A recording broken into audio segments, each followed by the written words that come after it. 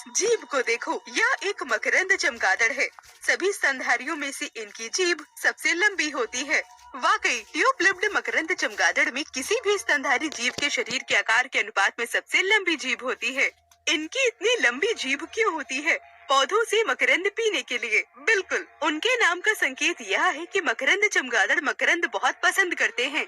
जब वे मीठा मकरंद पी रहे होते हैं तो वे पराग पर परागण करने वाले पौधों को भी इकट्ठा करते और फैलाते हैं। कीट परागण। यह पौधों में परागण का सबसे सामान्य प्रकार है।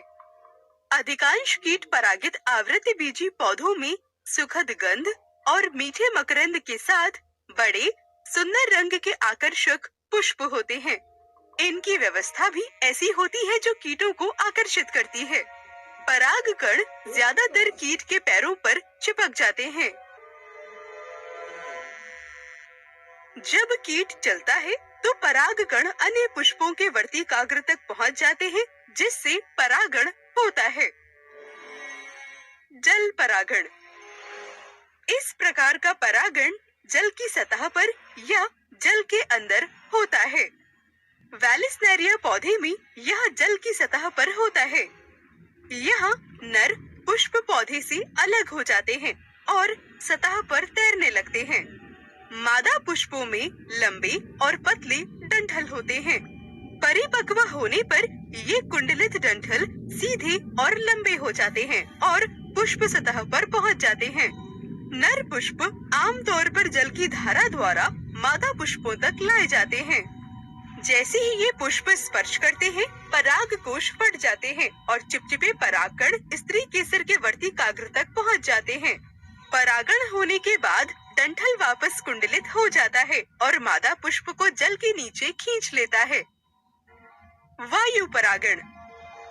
कई पौधे और घास की कई प्रजातियां वायु परागण दर्शाती हैं। वायु परागण वाले पुष्प एक लिंगी होते हैं। ये आमतौर पर रंग में हल्के होते हैं और उनके परागकण वजन में बहुत हल्के होते हैं। यह वायु परागण के लिए उपयुक्त होते हैं। पक्षियों द्वारा परागण। एलो पौधे पक्षी परागित पौधों का एक उदाहरण है। ऐसे पौधे अपने पुष्पों में बड़ी मात्रा में मकरंद पैदा करते हैं। पंखुड़ियों में आकर्षक रंग होते हैं। कुछ पक्षी जैसे हमिंगबर्ड मकरंद की तलाश में पुष्पों के पास जाते हैं और अनजाने में परागण का कारण बनते हैं। आइए सारांश देखें।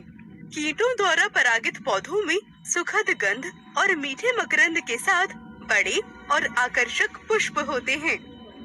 जल परागण जल की सतह पर या जल के अंदर होता है। वायु परागण वाले पुष्प एक लिंगी होते हैं। ये आमतौर पर रंग में हल्के होते हैं। पक्षियों द्वारा परागण उन पौधों में होता है जो अपने पुष्पों में बड़ी मात्रा में मकरंद उत्पन्न करते हैं। परागण के बिना कोई नए पौधे नहीं होंगे, कोई फल नहीं होगा, कोई सुंदर पुष्प नहीं होंगे। पुष्पी पौधों में लैंगिक प्रजनन के लिए परागण आवश्यक है। अधिक जानकारी के लिए देखते रहें।